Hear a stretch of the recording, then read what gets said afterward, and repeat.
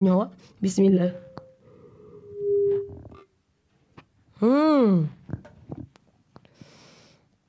Aduh, saya nampak jawapan yang benar. Ada yang cakap kenapa kena moncong? Sebab baris dhammah. Mana baris dhammah? Tuan-tuan kena kenal gapo dia dhammah tu. Sebab ada alif kecil. Mana alif kecil? Oh, dekat waw.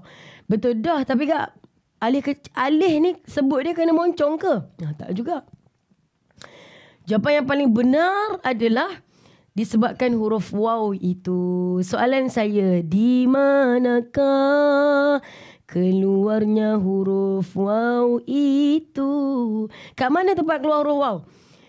Illa sayhatan wahidah. Gitu. Sebab kita nak ambil y. Kita nak ambil y. Kita nak ambil wow tuan.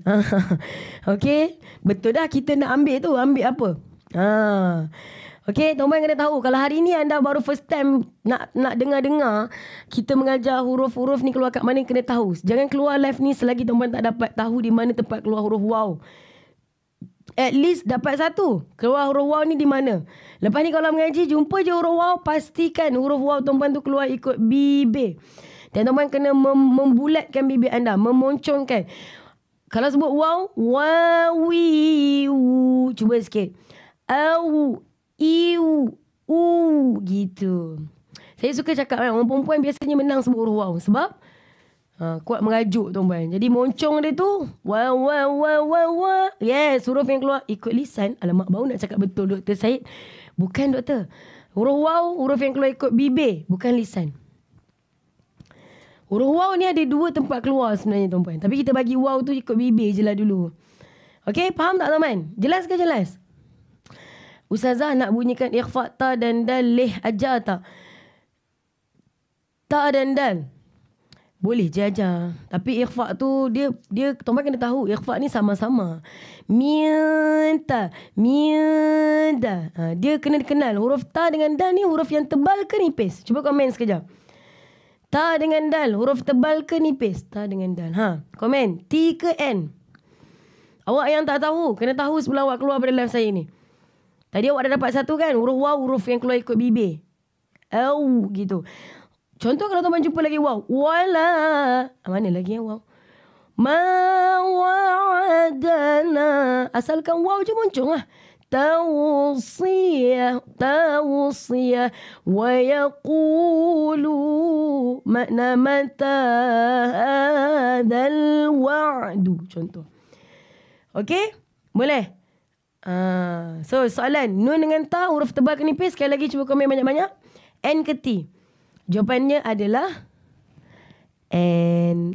Huruf waw dengan ta ni nipis, cik puan, tuan-tuan yang bertanya. Bila tuan-puan nak ikhfa ta dengan dal, nipis lah. Contoh, kuntum. Dia tak boleh. Tu bunyi pun nak tebal. Kuntum. Tak. In antum. Contoh gitu. Boleh ke boleh? Kalau boleh, komen boleh. Alhamdulillah gitu. Okay? Siapa yang first time masuk pagi ni tuan-tuan? Jangan lupa tekan button follow tau. Button share. Kita ni live setiap hari tuan-tuan. Saya ni, tak tahu nak kata lah tuan-tuan. Ramadan ni pun tak lama kan. Tantal lepas Ramadan meninggal kita ni tuan-tuan. Sekurang-kurangnya Ramadan tahun ni kita asyik dengan Al-Quran. Tuan-tuan, kalau anda belum follow, belum pernah belajar, belajarlah. Live kita ni setiap hari tuan-tuan. Pukul 5 pagi. Sekarang hari ni start 4.30 pagi.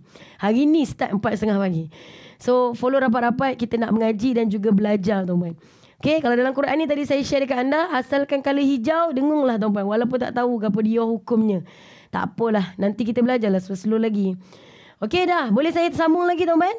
Kalau boleh komen. Allah. Banyak lagi muka surat ni. Lagi 2 lagi tuan-tuan. Okay, yang nak sahur teruskan sahur anda. Tak ada masalah. Yang belum follow wajib follow. Satu lagi muka surat. Let's go guys. Inna ashab